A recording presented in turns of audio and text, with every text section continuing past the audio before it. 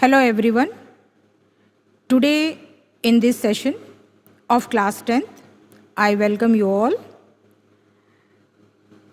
Today I am going to discuss about respiration, part 3rd video lecture. In this lesson, we will discuss mechanism of breathing and exchange of gases in human body with the help of blood. So let us discuss what is breathing and the mechanism of breathing. Breathing is the process by which oxygen-rich air is taken in and carbon dioxide-rich air is given out with the help of respiratory organs. The process is called inhalation, in which we take oxygen-rich air, and exhalation, where we give out carbon dioxide-rich air. As you all know that the number of times a person breathes in a minute is called breathing rate, and when the person needs more energy, he or she breathes faster for more oxygen supply to the cells, and more food is broken down to supply energy in the form of ATP. Now let us discuss the two mechanisms of breathing, that is inhalation and exhalation. Let's see what happens during the inhalation process. During this process, when we inhale oxygen-rich air, the intercostal muscles contracts, sending the rib cage upward and outward. The diaphragm contracts and moves downward. The volume of the chest cavity increases, and the pressure inside the chest cavity decreases.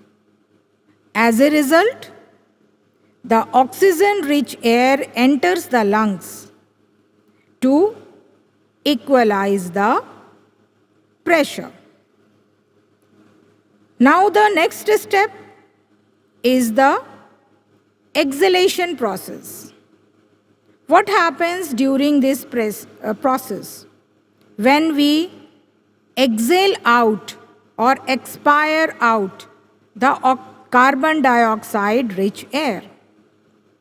During this, intercostal muscles contracts and the external intercostal muscles, they relaxed.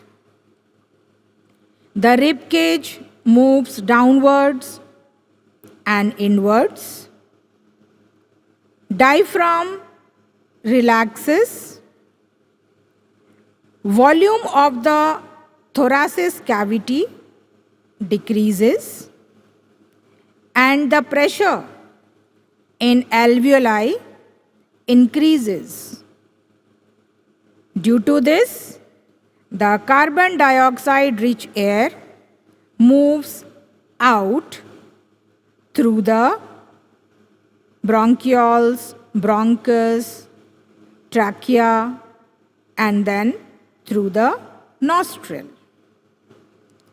So this is the physical mechanism which we do all the time, right from birth to till death.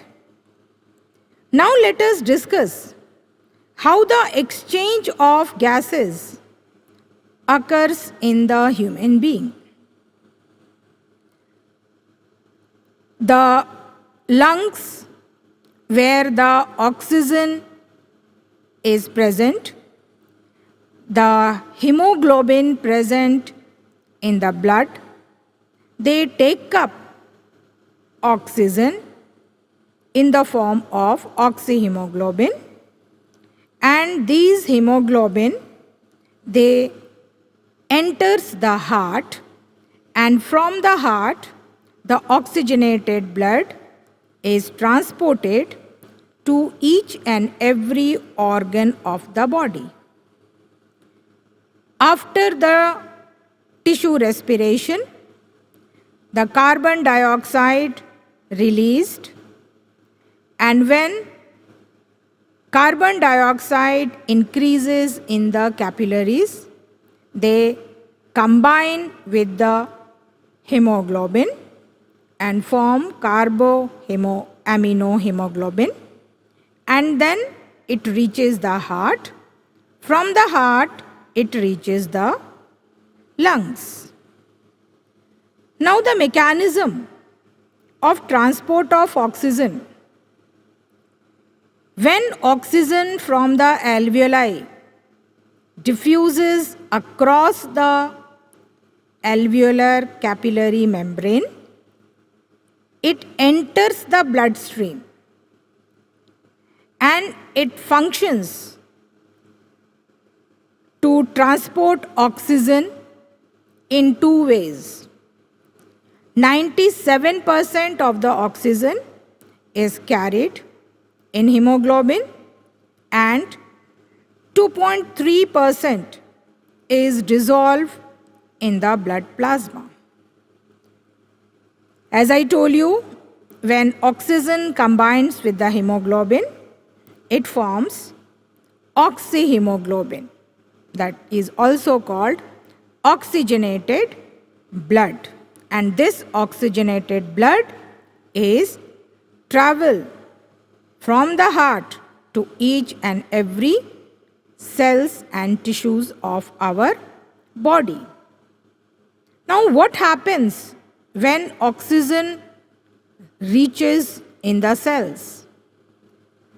The carbon dioxide, which is produced by the cells throughout the body, it diffuses out of the cells into the systemic capillaries, where approximately 7% is transported in dissolved in plasma.